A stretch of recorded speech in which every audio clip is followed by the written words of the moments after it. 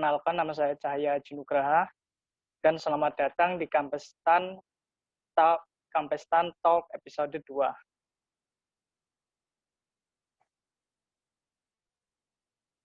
Puji syukur kehadirat Tuhan Yang Maha Esa karena kita dapat bertemu lagi pada Talk episode 2 ini.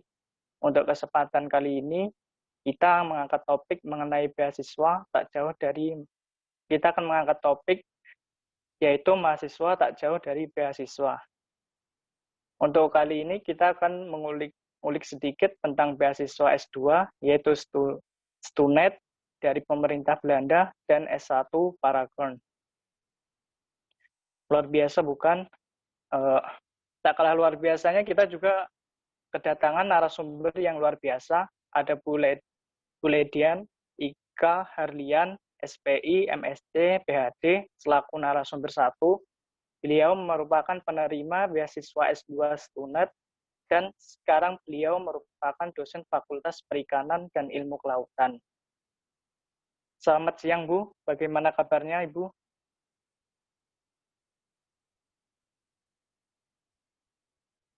Mungkin Ibu suaranya bisa di-unmute. Ya, selamat siang, Ya. Mas Aji. Ya, mohon maaf Bu atas kurang nyamanannya. Selanjutnya untuk narasumber kedua ada Joanna Elisia dari PSP 2017, yaitu penerima beasiswa Paragon. Selamat siang, Kak Joanna. Ya, selamat siang juga Kak Aji Nugraha. Ya. Selamat siang Bu Ledi. Selamat siang. Terima kasih untuk narasumber sudah hadir pada pertemuan kali ini. Sebelum kita mulai, marilah kita berdoa menurut keyakinan masing-masing. Berdoa dipersilakan.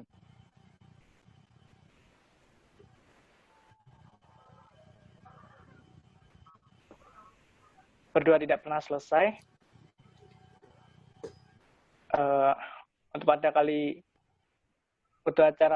kali ini, sistem acaranya yaitu kita akan melakukan tanya jawab seperti pada podcast pada umumnya.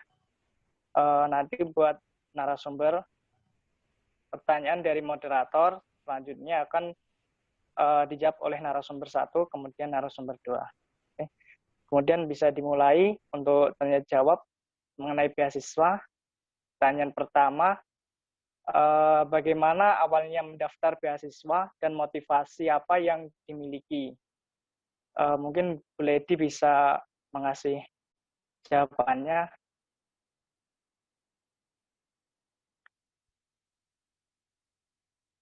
Mungkin bisa di-unmute dulu, Bu, biar kedengaran suaranya. Ya, awalnya bagaimana? Karena tahun 2005 itu saya diterima menjadi dosen di Prodi PSP. Tapi pada saat itu masih penerimaan S1. Kemudian kami diharuskan untuk sekolah di luar negeri. Jadi studi lanjut harus di luar negeri pada saat itu. Nah, cukup sulit menurut saya pada saat itu karena kemampuan bahasa Inggris saya yang tidak terlalu bagus. Jadi mungkin ada lebih dari 10 kali saya melamar beasiswa untuk S2 pada saat itu. Nah, hingga tahun 2008, jadi kalian bisa membayangkan 3 tahun saya harus struggling mencari itu. Jadi pada tahun 2008 saya mendaftar banyak sekali beasiswa pada saat itu. Jadi ada Chevening, ada Australian ADS ya, Australian Development Scholarship kalau saya nggak salah namanya. Kemudian itu beberapa kali juga. Kemudian ada beasiswa dari Rusia, ada beasiswa dari Jepang juga, dan salah satunya juga Stunet ini. Nah, yang memotivasi adalah karena keharusan itu tadi. Kemudian bagaimana awalnya, pada saat itu seperti beasiswa pada umumnya kita jadi harus mencari sekolahnya dulu. Jadi kita mau kemana dulu seperti itu.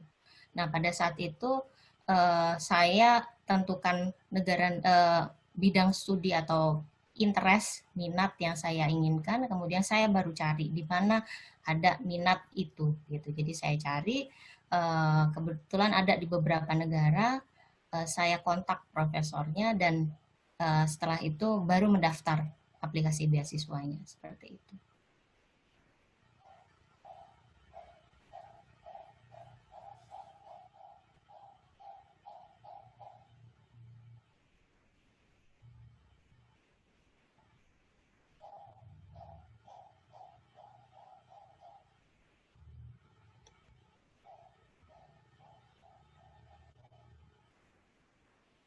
Oke, baik. Terima kasih atas informasinya dari Bu Leti. Selanjutnya mungkin bisa dijawab dari narasumber kedua, yaitu Kak Juana. Untuk pertama kali itu saya itu sebenarnya coba beberapa beasiswa juga ya kan S1 tuh banyak ya paling banyak. Terus kebetulan karena saya keterima pertama kalinya itu di Paragon dan Kak Cahya itu dengan topiknya Paragon. Jadi awal mulanya itu saya daftar sama seperti Bu Ledi, saya cari dulu beasiswanya apa, saya tuju kemana, inputnya apa, outputnya apa, kayak gitu. Dan saat di tes atau apa ya itu juga pastinya belajar juga gitu. Jadi saya masuk kebetulan di Paragon yang pusatnya di Jakarta dan ya udah itu pada tahun 2019 kira-kira seperti itu.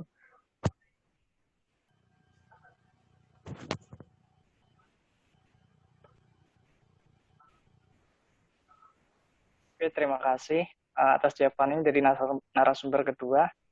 Mungkin pertanyaan ke berikutnya yaitu persiapan apa yang mungkin perlu disiapkan untuk mendapatkan beasiswa? Mungkin seperti persiapan jauh-jauh hari itu apa aja gitu. Mungkin dari Bu Ledi bisa dimulai dulu jawabannya. Oke, kalau dari saya, karena saya benar-benar pada saat itu mulai dari nol sekali, jadi saya, kenapa saya bilang nol, karena pada saat itu saya tanpa motivasi gitu ya. Jadi mungkin yang pertama yang harus dimunculkan adalah motivasi dulu. Jadi cari-cari figur-figur yang bisa kita contoh gitu ya, bisa kita teladani. Itu yang pertama. Kemudian yang kedua adalah kita tentukan apa namanya, minat kita apa gitu ya. Nah itu mungkin dari perjalanan panjang. Nah sambil dalam perjalanan itu kita harus bekali dengan tentunya bahasa Inggris. Nah ini sangat amat penting sekali.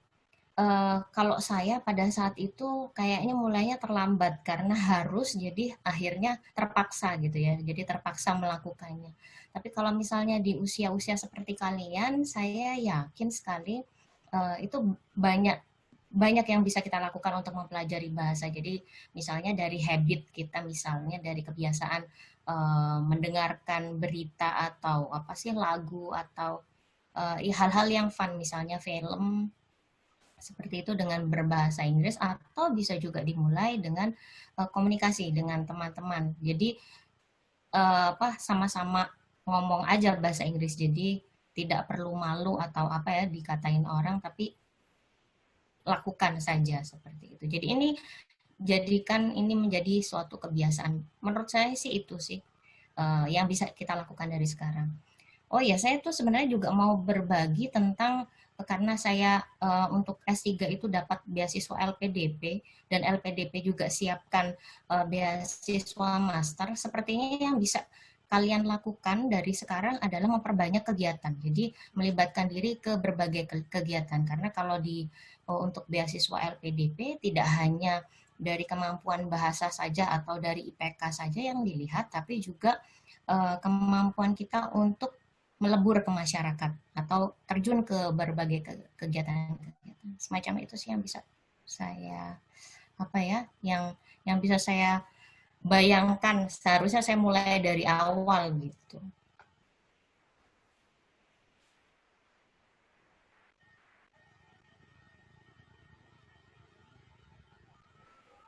Berarti untuk persiapan ke beasiswa 2 mungkin kayak pengalaman organisasi itu diperlukan juga kayak gitu ya Bu? Iya, sangat amat penting sekali. Jadi maksudnya kita jangan jadi mahasiswa kuliah pulang ya, apa kupu-kupu ya, Iya, ininya ya, kupu-kupu, jangan jadi mahasiswa kupu-kupu, tapi libatkan diri juga ke kegiatan kampus atau kegiatan masyarakat gitu. Kemudian kalau ada ide-ide bagus, masukkan juga misalnya di kegiatan PKM, itu sangat amat membantu sekali pada saat kita interview. Ini khususnya untuk beasiswa LPDP kan saat ini buka banyak sekali seperti itu. Menurut saya sih itu. Jadi nggak hanya bahasa Inggris, IPK, tapi juga hal-hal lain. Yang itu tadi yang saya ceritakan. Terima kasih, Bu. Kemudian untuk yang selanjutnya mungkin persiapan dari Kak Joanna mungkin buat dapetin beasiswa Paragon, gimana langkah-langkahnya gitu. Sebelumnya itu kurang lebihnya sama sebenarnya, sama apa yang dibicarakan oleh Bu Ledi, yang disampaikan oleh Bu Ledi. Cuman untuk S1 itu sebenarnya lebih mudah persyaratannya dibanding S2 atau S3. Nah, kalau yang pertama itu ini berlaku untuk semua, yang pasti kita itu harus rajin mencari informasi kalau untuk mendapatkan beasiswa. Beasiswa apapun itu, mau Paragon, mau Java, mau apapun itu, kita harus rajin cari informasi.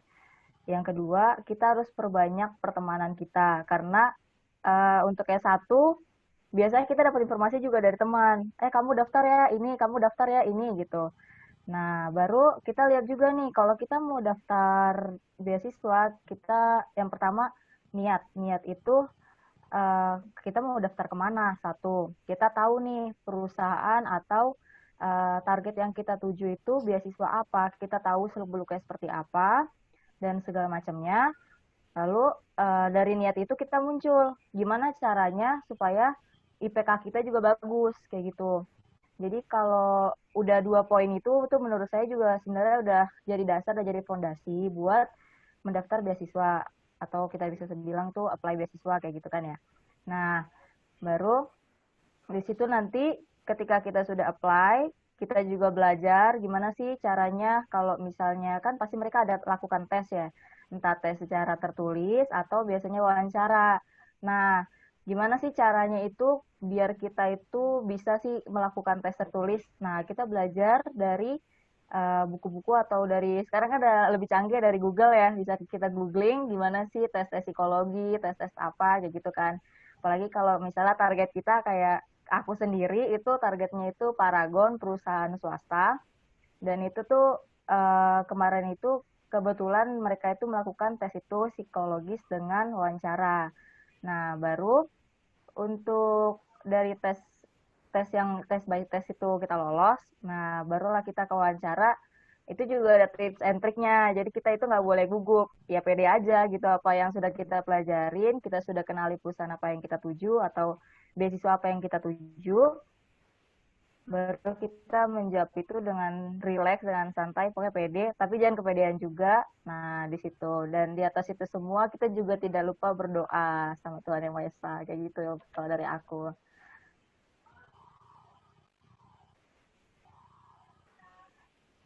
Yang paling penting dan dasar itu pokoknya kita harus perbanyak pertemanan, perbanyak kegiatan apapun itu, seperti yang dibilang oleh Bu Ledi.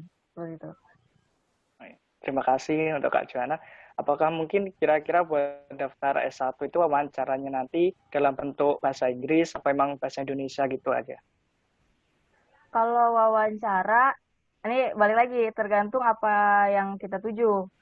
Kebetulan kemarin Paragon, wawancara yang disampaikan kepada saya itu dalam bentuk bahasa Indonesia. Begitu. Jadi kita diwawancarai ya hal-hal mendasar seperti kamu, yang pasti kita perkenalan diri dulu. Buat semenarik mungkin, lalu kita itu bisa, kita itu kemungkinan akan ditanyain tentang hal-hal umum kayak apa sih yang kamu lakukan selama ini, apa sih yang kamu sedang lakukan saat ini, seperti itu. Terus mungkin ya untuk beberapa perusahaan atau misalnya beasiswa lainnya itu menanyakan prestasi kamu apa sih, seperti itu, dan lain sebagainya. Untuk pertanyaannya seperti itu kurang lebih. Terima kasih untuk Kak Joanna atas jawabannya. Untuk pertanyaan selanjutnya, fasilitas apa yang didapat dari beasiswa tersebut? Mungkin bisa dijawab dari Bu Ledi. Silakan. Saya mau nambahin tadi, Joanna. Yang maaf ya, agak balik lagi, tiba-tiba teringat saya.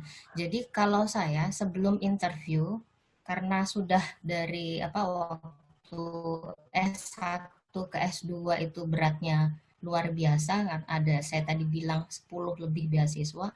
Jadi akhirnya saya belajar pertanyaan-pertanyaan macam apa yang ditanyakan oleh pemberi beasiswa gitu. Nah, pada saat itu yang saya lakukan adalah saya list. Jadi akhirnya ke S2 ke S3 saya cukup 1 kali dan langsung lolos gitu. Karena saya sudah veteran ya untuk melakukan itu gitu ya. Jadi saya list, kemudian saya coba jawab sendiri. Sehingga yang terjadi pada saat itu yang saya ingat adalah bukannya si interviewer yang mengendalikan pertanyaan, tapi justru saya lah gitu. Jadi saya ingin ditanya ini, maka saya arahkan jawaban saya ke arah situ, seperti itu. Yang menguntungkan saya tentunya.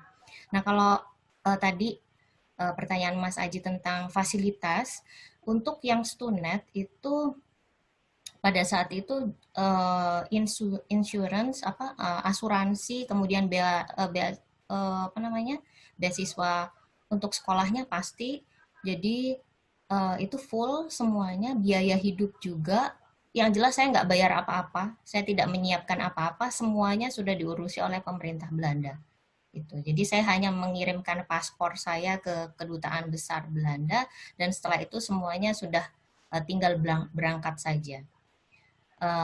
Jadi dapat tiket ke sananya, kemudian pulangnya, kemudian juga dapat riset fee. Seperti itu. Itu untuk yang Stunet. Kemudian kalau untuk yang LPDP, menurut saya beasiswa yang paling baik ya, yang paling bagus sekali yang kita miliki sekarang ini. Karena pada saat itu saya juga bawa keluarga dan mereka LPDP mempersiapkan family allowance untuk saya. Dan itu jumlahnya cukup ya. Saya bilang cukup karena saya mampu berjalan-jalan, bersenang-senang, juga belajar. Kemudian LPDP juga menyiapkan biaya riset. Jadi kita tidak perlu khawatir atau pusing untuk memikirkan bagaimana ini nanti riset kita dibiayai seperti itu. Kemudian ada biaya perjalanan pastinya, kemudian ada biaya buku juga, dan banyak sekali itemnya. Menurut saya paling komplit lah ya kalau dalam hal ini LPDP, tidak hanya untuk S3 tadi kan saya bilang, LPDP juga menyediakan untuk S2. Jadi mungkin bisa disiapkan dari sekarang apa-apa tadi yang saya ceritakan seperti itu. Baik, terima kasih Bu atas informasinya. Mungkin untuk selanjutnya jawaban dari Kak Joanna. Kalau untuk S1, teruntuknya lagi Paragon ya. Kalau Paragon itu kemarin itu menyediakan fasilitasnya itu nggak banyak ya. Yang pasti kita dibayarkan uang UKT-nya. Terus cukup, kita bisa bilang cukup untuk mungkin uang jajan atau uang kosan atau uang kontrakan ya buat anak kuliahan. Kayak gitu. Baru di situ juga, di Paragon juga diberikan fasilitas itu, kita kemarin itu melakukan melakukan kegiatan sosial. Jadi waktu itu kegiatan sosialnya itu kepada penyandang disabilitas. Jadi di fasilitas itu untuk kita melakukan kegiatan penyandang disabilitas gitu. Jadi kayak semacam kegiatannya itu gimana membuat orang-orang difabel atau disabilitas itu seperti orang-orang atau manusia-manusia pada umumnya gitu, yang sempurna dengan tidak memiliki cacat. Jadi cuma 3 itu doang yang dari Paragon diberikan fasilitas kayak gitu. Cukuplah untuk pembayaran UKT sama uang kos. Terima kasih atas jawabannya. Untuk yang selanjutnya ada pertanyaan dari box question yang kemarin itu dari Kampestan itu sudah menjaring pertanyaan-pertanyaan dari mahasiswa PSP. Salah satunya yaitu pertanyaan mengenai apa ada beasiswa yang cocok buat mahasiswa yang kondisi ekonomi menengah ke atas tanpa surat keterangan tidak mampu. Dari Firozain. Mungkin bisa dijawab dari Bu Lady dulu atau Kak Joanna? Kalau yang saya tahu ya, kebetulan beasiswa yang saya ikuti itu tidak memandang itu semua gitu. Jadi itu untuk seluruh rakyat Indonesia. Seperti itu. Jadi tidak membutuhkan surat apapun gitu. Sangat mudah sekali aplikasinya, asal kita sudah punya modalnya ya. Modalnya tadi yang saya sudah ceritakan tadi. Kalau dari Joanna, untuk S1 memang lebih banyak itu, tanda kutip itu memerlukan surat keterangan seperti itu ya. Cuman ada juga banyak malah yang nggak pakai itu. Jadi sama seperti Bu Ledi, itu juga terbuka untuk umum, tetap dalam kalangan S1, dan pintar-pintar kita lagi nyarinya seperti apa, kayak gitu. Ada kok untuk yang tidak menggunakan surat seperti itu. Oke, terima kasih atas jawabannya. Pertanyaan yang berikutnya, apakah mahasiswa yang telah menerima bidik misi bisa mendapatkan beasiswa lagi? Mungkin bisa dijawab oleh Bu Ledi dulu atau Kak Joanna. Apa tadi saya tidak terdengar, bidik misi ya? Iya. Oke. Nah, kalau di LPDP sendiri itu ada. Jadi ada skema beasiswa tersebut. Eh, requirement-nya apa? Persyaratannya juga tidak seberat beasiswa reguler. Jadi LPDP itu kan ada berbagai macam skema ya. Nah, pada saat itu saya ikut yang reguler, ada juga yang untuk dosen itu sebenarnya ada untuk apa sih LPDP Budi. Tapi pada saat saya daftar itu masih belum ada, dan ada juga yang LPDP khusus untuk bidik misi seperti itu. Ada juga LPDP prestasi seperti itu. Banyak sekali. Jadi peluangnya sangat amat besar sekali sebenarnya.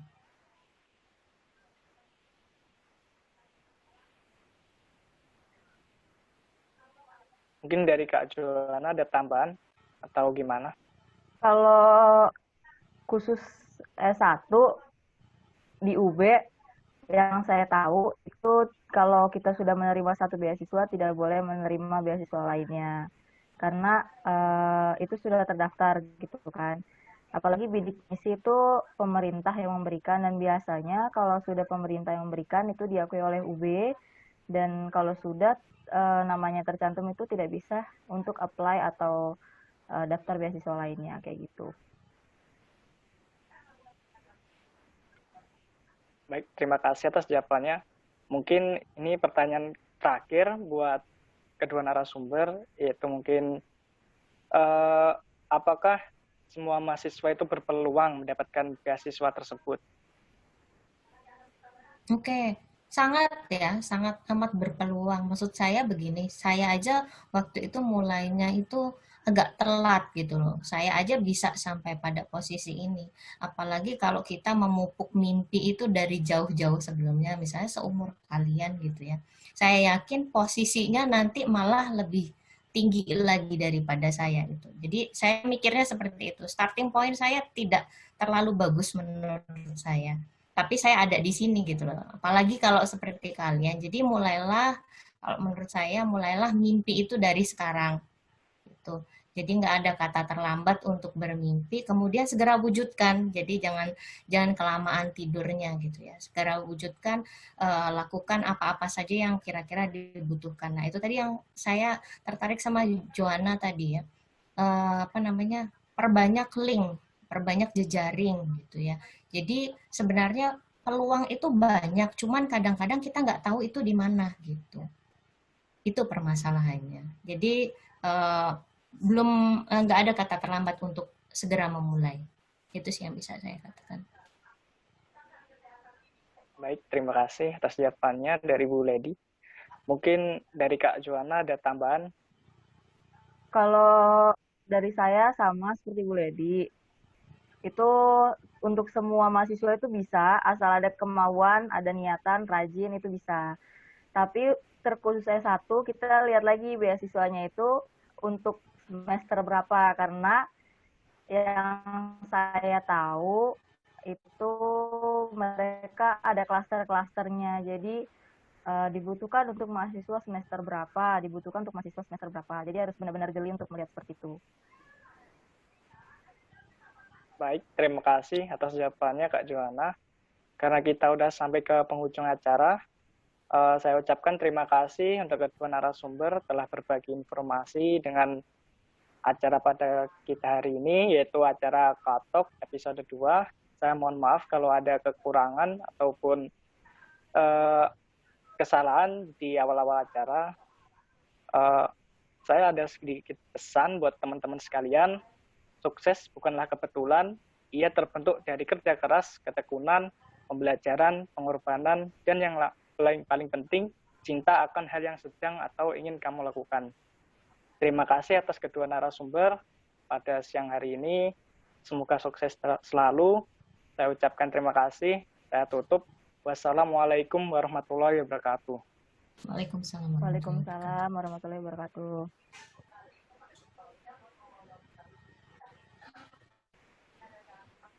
Terima kasih ya waktunya. Jadi ada tempat untuk berbagi saya. Terima kasih. Terima kasih Bu informasinya Bu. Ya, sama-sama. Jadi kalau menurut saya sih gini, ini nggak direcord nggak apa-apa ya. Jadi menurut saya adakan hal-hal semacam ini.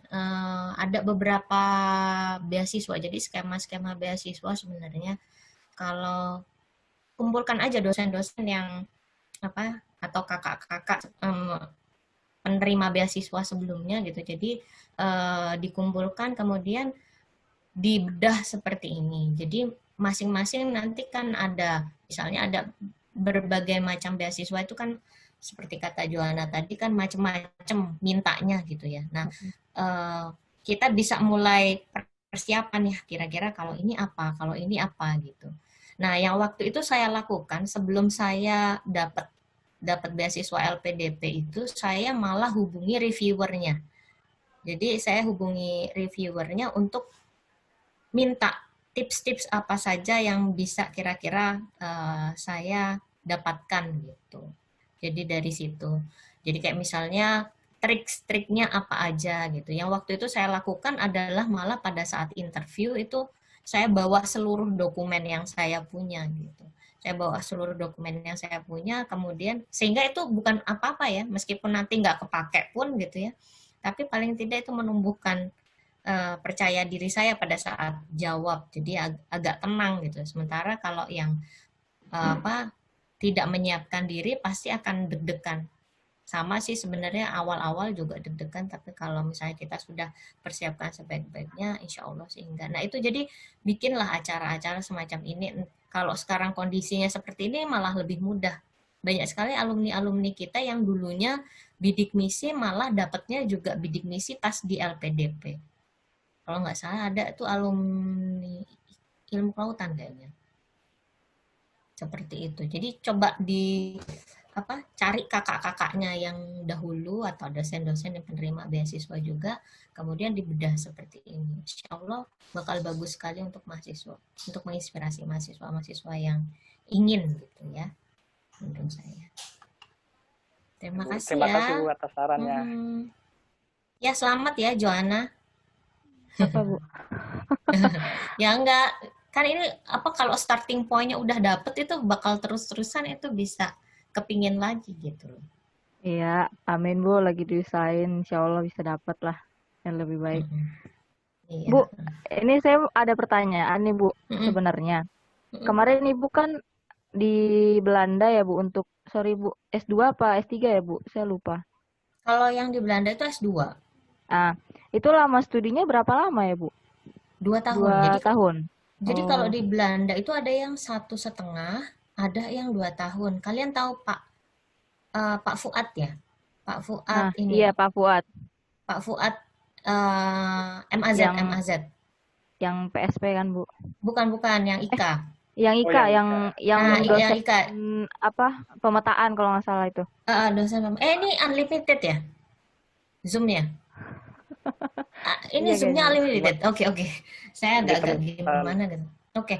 Jadi kalau yang Pak Fuad itu 1,5 tahun, yang IKA, MAZ Fuad itu dosen kayak remote sensing gitu loh. Nah itu jadi biasanya kalau misalnya yang 1,5 tahun itu dia per pakai paket gitu. Sementara kalau yang saya itu modelnya, kalau saya kan di Wageningen ya waktu itu, saya yang lulusan Wageningen itu saya, Pak Gede, Bu Ani Martina, kemudian siapa lagi ya, Pak Adi, eh, apa Arif Asadi dari IKA itu juga Wageningen. Nah kalau di Wageningen itu modelnya adalah jadi 1 tahun pertama itu adalah kuliah. Kemudian tahun berikutnya itu kita ada major thesis, ada minor thesis. Jadi tesisnya ada 2.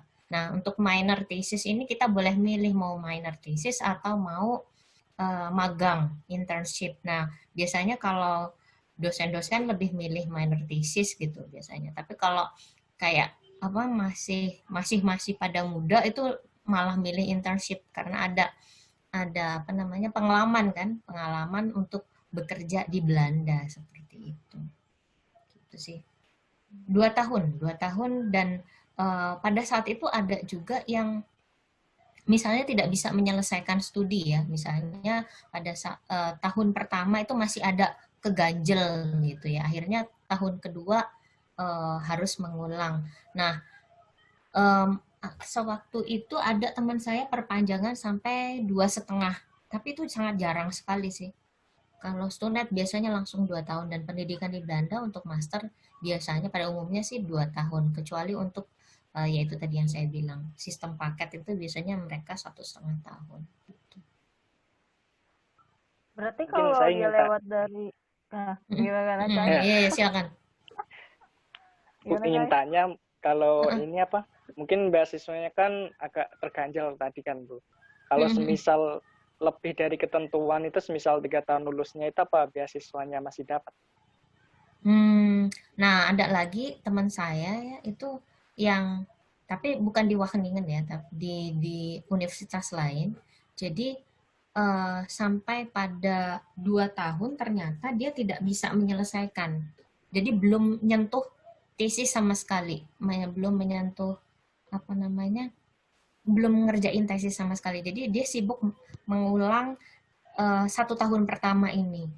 Akhirnya mau tidak mau dari pihak Stunet, karena waktu itu kan kalau Stunet itu karena dia dari pemerintah Belanda, maka kita dianggap, meskipun saya orang Indonesia, saya dianggap anak Uni Eropa. Jadi dianggap anaknya Belanda gitu. Jadi pada saat itu komunikasi antara si Stunet dan universitas yang bersangkutan. Ini kira-kira anak ini bisa nggak ya menyelesaikan, misalnya ditambah sampai 2,5. Kemudian kalau si universitas bilang kayaknya nggak mungkin. Nah akhirnya pada saat itu teman saya diputuskan untuk profesional master. Nah, dapatnya itu adalah professional master. Apakah itu gelar atau bukan? Nah, pada saat kita biasanya kalau dari luar negeri itu kan dapat gelar, nah itu harus disetarakan di dikti. Nah, itu tidak bisa disetarakan kalau professional master. Seperti itu. Jadi, ya itulah makanya tapi itu kasus itu sangat amat jarang terjadi. Nggak tahu ya, yang satu kuliahan sama saya di Wageningen itu ada cuma mungkin 1 orang yang saya kenal itu sampai 2,5. Selebihnya sih 2 tahun semua. Karena apa ya? Karena kita deg-degan ya, mau leha-leha di sana tuh takut gitu ya. Karena kan aduh ini biaya hidup di Belanda gede banget gitu ya. Jangankan untuk bayar sekolah gitu ya. Untuk bayar ininya aja, bayar seharinya aja susah sekali gitu pada saat itu. Itu sih. Nah, kalau yang LPDP itu juga harus 2 tahun. Kalau sudah setelah 2 tahun itu sudah tidak ada lagi perpanjangan. Beda nanti kalau untuk S3 itu bisa diperpanjang sampai 4 tahun. Seperti itu. Ibu sempat kesulitan nggak sih Bu kalau untuk di Belanda itu dari bahasa atau apa gitu? Apa full berbahasa Inggris? Oh, iya dong, harus kesulitan itu harus pas awal-awal ya, karena kan telinga kita masih sombong ya, masih sombong sama bahasa Inggris itu apa sih itu bahasa apa, apalagi kalau misalnya waktu itu saya dapat dosen yang dia Australian, jadi dia orang Australia tapi mengajar di Wageningen pada saat itu. Kalau Inggrisnya orang Belanda sih nggak masalah ya, tapi kalau Inggrisnya orang asing yang tinggal di Belanda itu yang bikin kuping kita agak-agak sombong gitu. Jadi kayak males dengerin. Saya berkali-kali waktu awal-awal saya selalu sediakan recorder.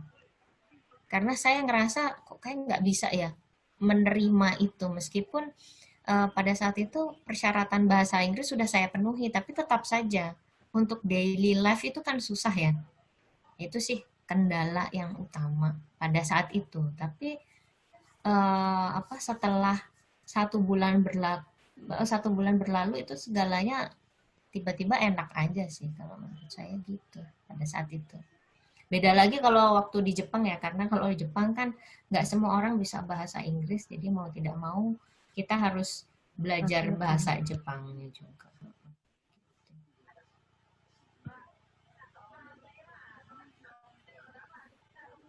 Ada lagi? Mungkin ini Bu ada tambahan pertanyaan. Kan untuk beasiswa S2 ada STUNET dan yang S3 itu LPDI ya Bu kalau nggak salah. LPDP. LPDP ya. Mungkin selain itu apakah ada beasiswa lain Bu yang bisa buat S2 atau S3 gitu? Oh banyak sekali. Ada Chevening itu untuk UK. Kemudian ada KGSP itu Korea, itu Budefri Yona. KPS-nya IKA itu dapat KGSP itu. Kemudian ada juga dari Australia, APS atau AAS itu Pak Arif Rahman dapat. Kemudian apa lagi ya? Dari Jepang itu Monbuka Gakusho. Kemudian, nah biasanya ini bukanya itu awal-awal. Jadi awal-awal itu sekitar Januari sampai Mei. Januari sampai Mei. Jadi biasanya bulan-bulan itu. Karena nanti mereka mulai perkuliahan itu September kan. Seperti itu. Banyak sekali. Kalau zaman dulu kan tahun saya pertama kali cari beasiswa itu kan tahun 2006. Nah, pada saat itu kan internet masih jarang-jarang ya, maksudnya ya ada internet tapi masih jarang-jarang. Itu pun kita bisa berusaha gitu ya, apalagi sekarang. Oh ya, Belgia itu FLIR. Kemudian banyak kok di masing-masing negara. Kemudian DAAD itu Jerman gitu. Cuman kalau dibandingkan apakah enak beasiswa dalam negeri dari pemerintah sendiri atau beasiswa dari luar negeri, kalau saya sih waktu itu untuk yang master, itu saya dapat beasiswa dari Dikti dan dapat beasiswa dari Stunet. Akhirnya yang Dikti saya lepas karena saya mikir yang Dikti bisa dimanfaatkan oleh orang lain gitu ya. Jadi orang Indonesia yang lain, maka saya ambil saja uang dari penjajah itu. Gitu. Dari Belanda ya? Iya, saya baru sadar begitu lulus, oh iya saya sekolah di negara yang dulu menjajah ya gitu. Baru sadar saya juga. Gitu. Baik, Jadi Bu, mungkin gampang kok ininya, step-stepnya itu gampang kalau seandainya kita udah tahu. Ini aja, link itu tadi sih, beneran itu link itu sangat amat penting sekali buat kita. Baik Bu, mungkin apakah ada ini pertanyaan lagi dari saya, apakah ada kayak seperti platform buat nyari info beasiswa seperti itu apa ada ya Bu? Kalau dulu ya, yang zaman dulu saya yang waktu S2 itu saya acak dalam arti semua. Jadi setiap negara itu saya cari apakah ini ada ya negara-negara yang paling tidak punya sekolah yang menuju keminatan PSP ya. Jadi kayak misalnya ada Belanda, ada Jepang seperti itu. Nah, kemudian saya cari skema-skema beasiswa pemerintah negara tersebut gitu. Nah, pada saat untuk S3 saya ngerasa bahwa kayaknya beasiswa paling bagus adalah LPDP. Pada saat itu ya saya mikirnya gitu dan memang betul sih gitu. Jadi ya sudah saya akhirnya fokus ke persyaratan-persyaratan yang diinginkan LPDP pada saat itu. Baik Bu, terima kasih atas informasinya.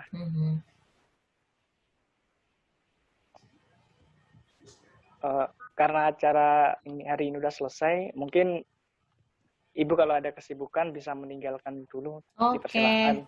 Oke, terima kasih ya kesempatannya. Ya. Terima kasih Bu, terima kasih banyak. Ya, Terima kasih Bu sama-sama. Ledi, terima kasih Aha. Caya. Ya, terima kasih Joanna.